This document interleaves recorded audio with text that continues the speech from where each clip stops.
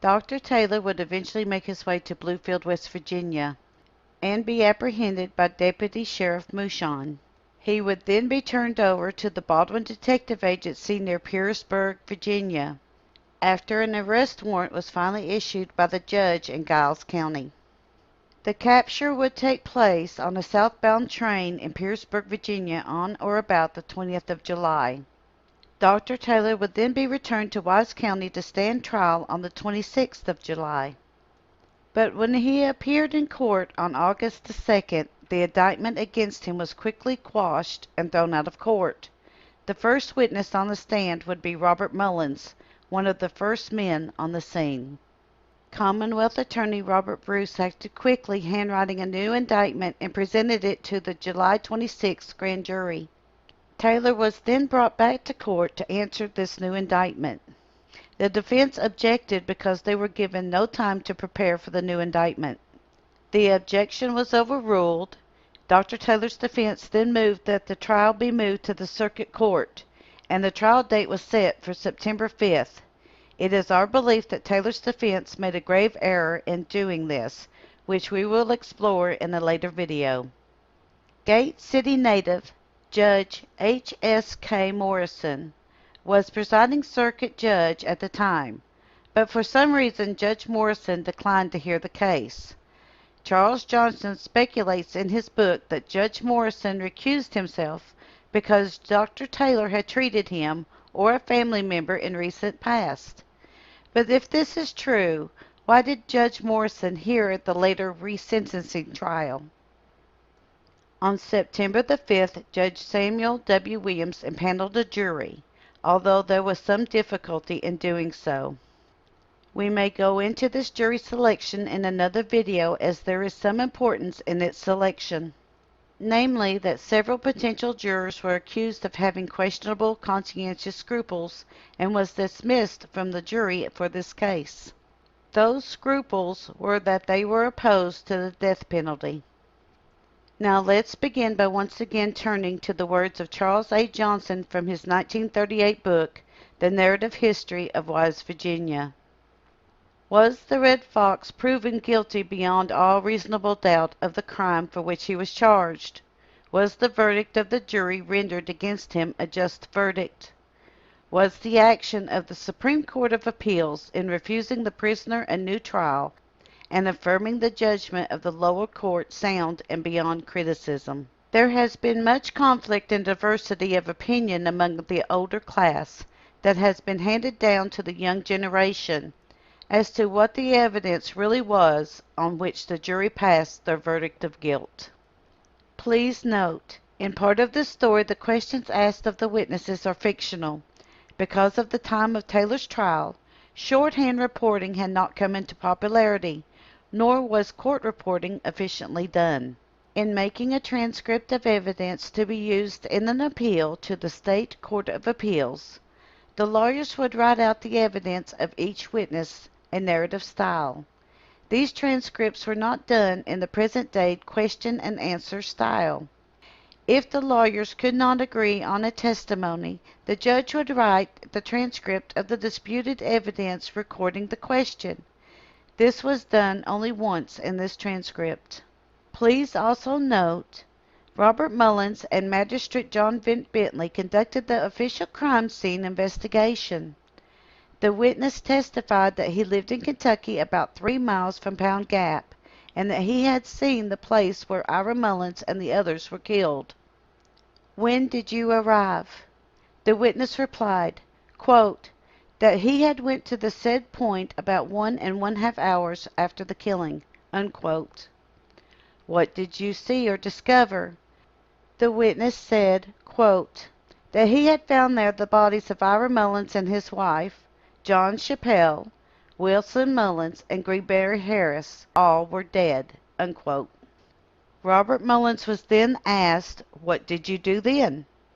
The transcript states, quote, witness examined the body of Ira Mullins. He had been shot 8 times.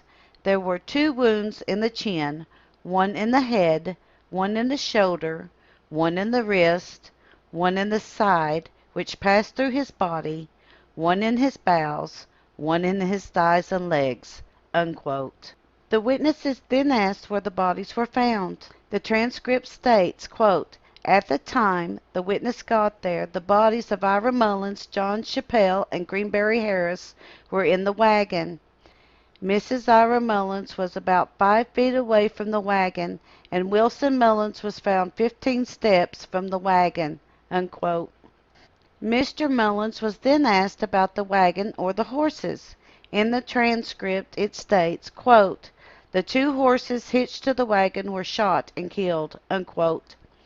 The witnesses then asked if he had examined the place from which the shooting had occurred. The transcript says, quote, "The witness examined the place from where the shooting was done and found 2 large rocks on each side, and in front, next to the road. A wall had been built up between the 2 large rocks about the height of a man's waist," unquote. The witness was then asked how far the wagon and the bodies were from the point at which the shooting had occurred, and what did it look like.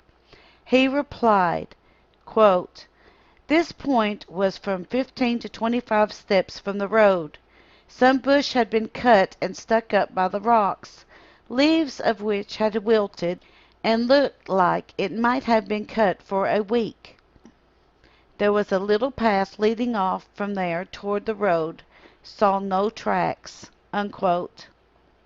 The witness was then asked if he had noticed anything else or found anything there. He replied, quote, "A small heap of pine knots," unquote. The witness was asked if there was anything special about the pine knots or if he found anything under them. Robert Mullins then replied, quote, "Found 6 cartridge holes, 2 of which witnesses exhibited to the jury, which were 45 to 75 caliber. The whole 6 were of the same size. The cartridge holes looked like that they had been laid down and covered over with a few leaves," unquote. Narrative sidebar. When the trial began, Dr. Taylor's rifle had not been entered into evidence. Indeed, the July 26th indictment states that Taylor had killed Ira Mullins with his pistol. But by the time of the September 5th trial, it was discovered that the ammunition casings found at the crime scene did not match Doc's 2 Colt .45 pistols, as they were center fire. Recently, we have been questioned about our claim that the shell casings found at the crime scene were rimfire ammunition. To prove our claim, we turned to some valuable information from the various gun collector websites and to 2 of the 4 affidavits attached to this court transcript. We know from various websites that Dr. Taylor's rifle is finally entered into evidence. It is examined by the Deputy John Miller, who was a local gunsmith. The rifle was then dry test fired using a shell casing found at the crime scene. The firing pin stuck the shell casing just off center. According to various gun enthusiast websites, this would occur if the shell casing was too small for the rifle. The oft-told tale says that the shell casings were .45 government, which makes sense, as these websites tell us that this type of ammunition was in reality a rimfire .44 that came out about due to a hoax played on the government. For more about this, look for our video and webpage titled Doc's Gun. 3 jurors, W. M. Wolfe, P. DeBusk, and E. Tate, asked for and was granted permission to examine Dr. Taylor's rifle. The only reason why that we know this is that they dismantled the gun and either could not or would not use a part when reassembling the rifle. These men were forced to sign an affidavit on this issue. They omitted the missing part from the affidavit. We only know this because of the affidavits from Sheriff Holbrook and Deputy Miller. However, the final proof of the ammunition was rimfire is found in the affidavit from the 4th juror named I. N. Mills. He states that he and another juror named F.P. Graham examined the gun after it was disassembled and saw that the gun had been recently tampered with, as to make it strike center instead of on the side. He also states that he and Graham only voted guilty because of this examination. After all that we have found while researching the Killing Rock, we believe that the testimony of Robert Mullins and others were changed to match the rifle. We also believe that this is reflected in further testimony given about gun ownership. However, a mistake was made in one testimony. Henry Adams is said to own a 44 by 75 a rifle that did not exist. At least 2 times later, Henry is said to own a 45 by 75. Here is the problem. At the time of the trial, the only rifle capable of shooting a 45 by 75 ammunition was the 1876 Centennial Winchester rifle. These rifles were extremely rare. Yet testimony is given in this transcript that states that hundreds of these rifles were owned in Kentucky. Court is now back in session. We will now resume the testimony of Robert Mullins. The witness was asked, "Do you know the caliber of Dr. Taylor's gun?" The transcript says, quote, "Witness does not know the size of Dr. Taylor's gun," unquote. Mr. Mullins is then asked, "Do you know anyone who owns a gun of that size?" The transcript says he, quote, "knows of 2 guns in Kentucky of 45 by 75 caliber, one of which belongs to James Potter and the other to Henry Adams," unquote. The witness is then asked about the location of the shooting and how far away were the nearest houses. He replied, quote, "The point of where the parties were killed is in Wise County, about 1/4 to 1/2 mile from Pound Gap, in the woods, and the nearest house to that point about 1 mile from the foot of the mountain," unquote. He was then asked about Louisa Mullins and how she was found, to which Mr. Mullins replied, quote, "Miss Mullins was lying with her apron thrown up over her head," unquote. Robert Mullins was then asked if he or someone else had arrived first. The transcript says, quote, "Witness understands that Jemima Harris and Elizabeth Branham had been to the bodies before he got there," unquote. Mr. Mullins was then asked if he knew why Ira had been found in the wagon. The transcripts tell us that he replied, quote, "Ira Mullins was paralyzed, could not feed himself, and had to be hauled from place to place in a wagon," unquote. He was then asked where and when he had last saw Ira Mullins.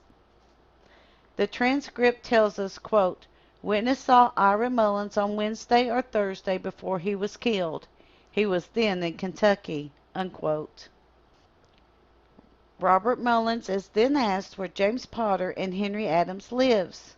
The transcript says, quote, "James Potter lives about 10 to 12 miles from the place of the killing. Henry Adams is about 4 miles from said place," unquote. Finally, Mr. Mullins is asked about the whereabouts of Henry Adams. The transcript tells us, quote, "Do not know where Henry Adams now lives. He is said to be dodging," unquote. The witness is excused, and this concludes the first testimony of the case. We at Kentucky Tennessee Living would like to thank you for watching our series on the Killing Rock. Don't forget to hit the like button, as the more likes we receive, the more likely YouTube is to suggest our videos to other viewers.